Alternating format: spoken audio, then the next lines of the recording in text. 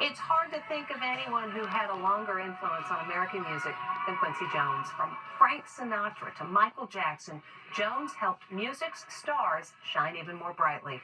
Jones died over the weekend at the age of 91. Here's a look back at his incredible career that includes winning 28 Grammys.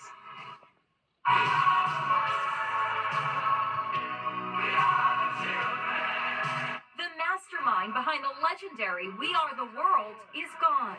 We Are the World recently celebrated its 40th anniversary and was one of Quincy Jones's iconic collaborations with Michael Jackson.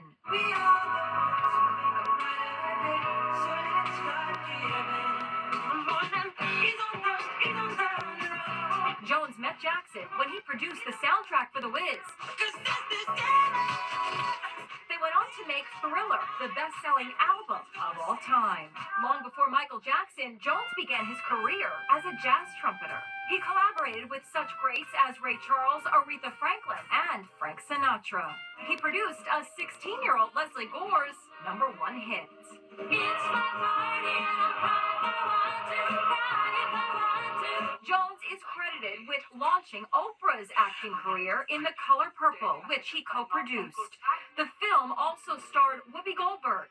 Today, Whoopi paid tribute to him. He's such a prolific composer. He composed stuff you probably didn't even know was his. That includes themes for many memorable TV shows. Sanford and Son and Ironside.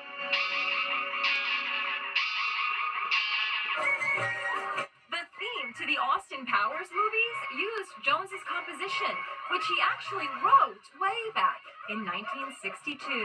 This is where the movie gets its mojo, baby. Groovy. Jones has 7 children, including actress Rashida Jones, a musical genius with an extraordinary legacy.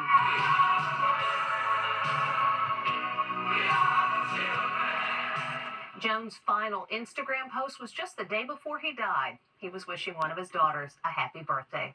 We'll be back with more Inside Edition right after this.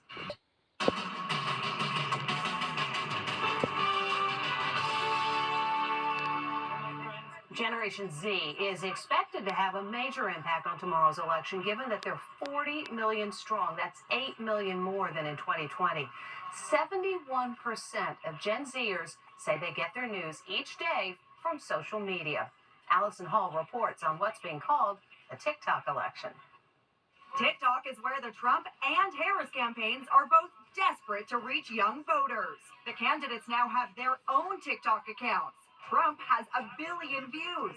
Harris, 1.5 billion. The next president of the United States, Kamala Harris. Her TikTok with Jennifer Lopez got 15 million views alone.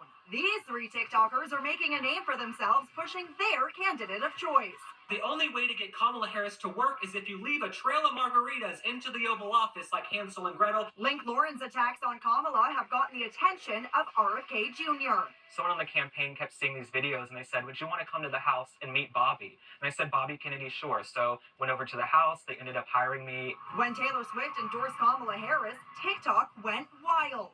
To see so many Swifties come out and understand the importance of voting and why it was important to be vocal about what you believe in. But not all Swifties have fallen in line. Kaylee Lynn is a pro-Trump Swiftie. She even changed some of Taylor's lyrics.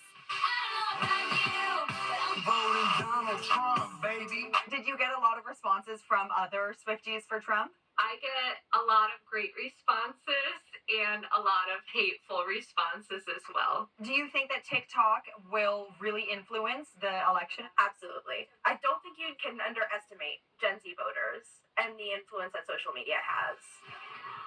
A Google study on how Gen Z uses social media found they get most of their news from the headlines only and then scroll down to the comments without actually reading the article in between. We'll be back with more Inside Edition after this.